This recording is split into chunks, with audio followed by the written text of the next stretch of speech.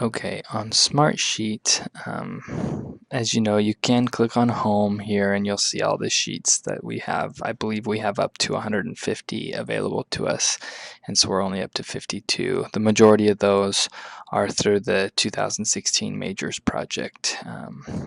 But the main one that I look at every single day is this filter requests and queuing. So the first thing I do is I start from the top.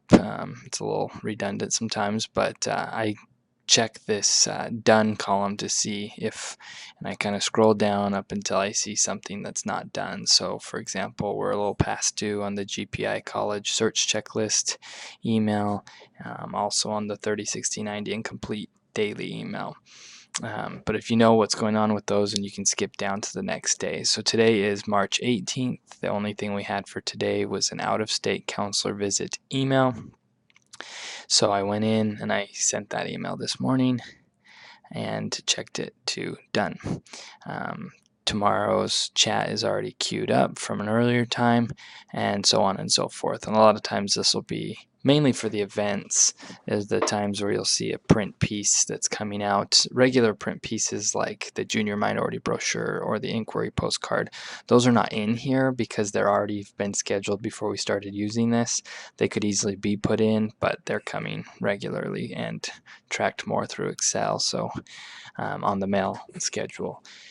But when you see something that's time to go, then it's usually will have the template name ready for you. You can either send it out to the college if it's a college project, or just do so with ours. You'll notice that the send date is what is in descending order right now. So let's say, for example, I were to click here and hit insert, and I have a new test item.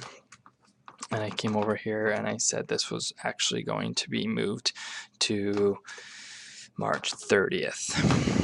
Now it'll stay there for now, but when you come up and click on the little arrow on send date and then go to sort rows,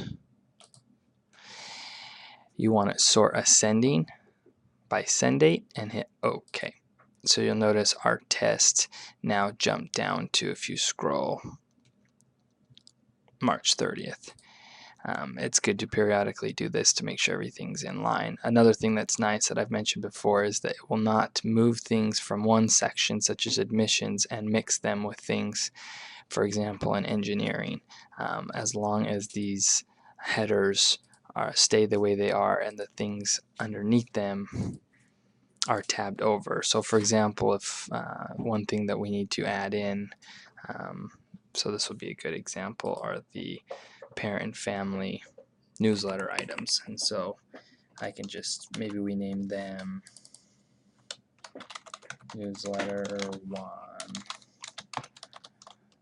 newsletter 2. Right now SmartSheet is noticing it as this whole separate thing, and so if I highlight those, I can unbold them, and then right here you'll see a little indent icon, and I click that, and that added the collapse to parents and families, and now we can open that. So I'll go in and put the parent and families summer newsletters in, but that's basically how it works. And so every morning most of these are all undone,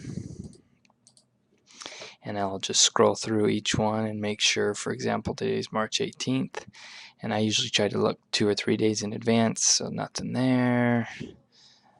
This one is overdue, but I know that with Maria, I've been talking to her about that, and it's not ready yet, so we're still waiting, but then nothing until April there. Here, not until April 2nd. Honors College has one going out on Friday, so that one I emailed him today about to ask, but then not until April 8th, so I haven't done anything there, and so on and so forth.